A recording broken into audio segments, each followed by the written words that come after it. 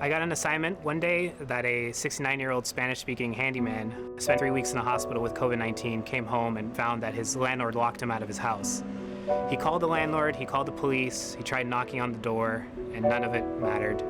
He had his asthma medication, his money, his personal belongings inside of his room, and he couldn't get any of it. So from there, he called his friend and came to this alleyway where his friend allowed him to sleep in a van parked inside of one of the properties. Since he didn't have enough strength to move the items around in the van after being discharged from the hospital, he had to set a chair down on the ground and sleep there for 2 days until he can gain the strength to be able to set up a bed inside of the van. And he spent a couple of weeks there until he had to get an emergency hearing with the court with legal counsel for the elderly and myself representing him. As you know, the courts are closed right now because of the pandemic, so we had to do it all virtually. And after testimony, the judge found that he has a right to stay in that house, and so we were able to get him access restored to that house.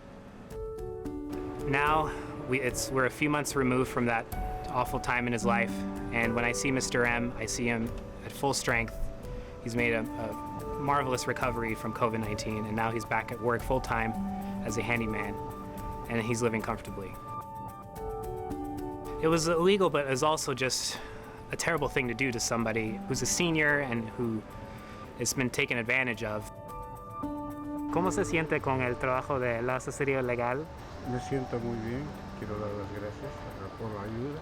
He says he feels very grateful. He wants to give his many thanks for all the help that we've given him.